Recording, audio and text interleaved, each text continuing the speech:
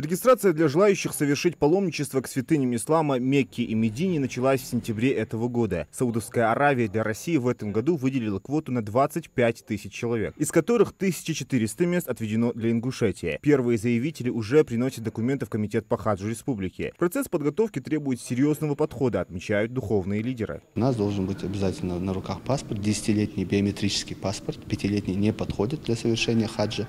И для получения этого паспорта мы из-за этого и ранее обращались к нашим жителям, чтобы они действительно проявили именно пораньше сдали свои документы и чтобы у них паспорт был готов. Перед вылетом уже будет необходима прививка против менингита. В этом году саудовская сторона ввела строгие ограничения на ряд болезней паломников. То есть некоторых паломников из-за некоторых болезней могут не принять со стороны Саудовской Аравии. Само паломничество продлится до 3 недель. За это время верующие выполнят все главные ритуалы: бег между холмами Сафа и Марва, стояние на горе Арафат и в долине Мина, ночевку в Муздалифе. В завершение хаджа совершат жертвоприношение, отметит один из главных мусульманских праздников – Ид аль-Адха – Курбан-Байрам. Важно отметить, что в этом году Министерство хаджа Саудовской Аравии утвердило новые, более ранние сроки приема документов из-за внутренних организационных ограничений. Прием продлится только до конца декабря 2025 года.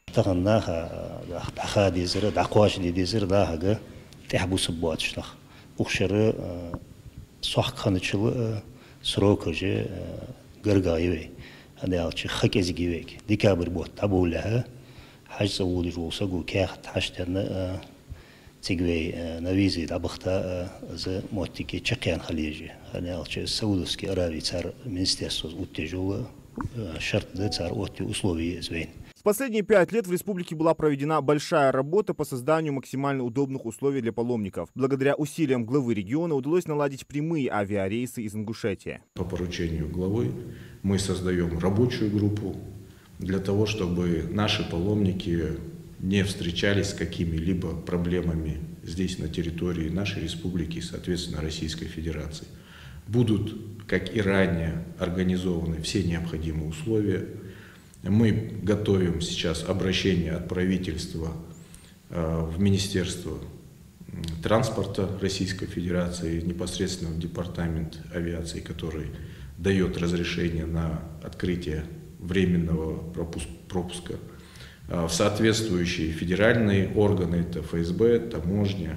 Уже мы переговорили с Министерством внутренних дел для того, чтобы паломники, которые не имеют на сегодняшний день заграничного паспорта 10-летнего, либо же он уже подходит к концу, его дата действия, чтобы для наших паломников именно по списку, который будет формироваться Инг-хаджем, передаваться в наше министерство, и, соответственно, далее мы будем передавать в Министерство внутренних дел, чтобы этих людей рассматривали в первоочередном порядке. Со своей стороны Комитет по хаджу Ингушетии организовал всю необходимую инфраструктуру для подготовки и отправки верующих: транспортное обслуживание, проживание в гостиницах и палаточном городке, питание. По прилете их ожидают перевозки по основным зияратам в Медине и Мекке. Опытные организаторы постарались обеспечить паломникам хорошие условия, чтобы будущих хаджей ничего не отвлекало от своей миссии. Подать документы можно по адресу: город Магаз, улица Базоркина, 10. Однако власти предупреждают о мошенниках, которые часто активизируются в преддверии хаджа.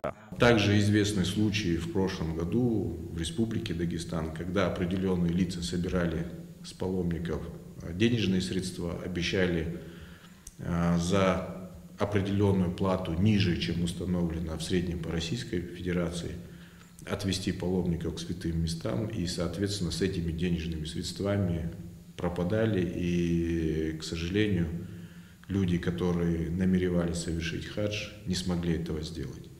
Поэтому хотел бы дополнительно обратить внимание наших жителей, которые собираются совершить паломничество в 2026 году, чтобы они были внимательны и заключали договор.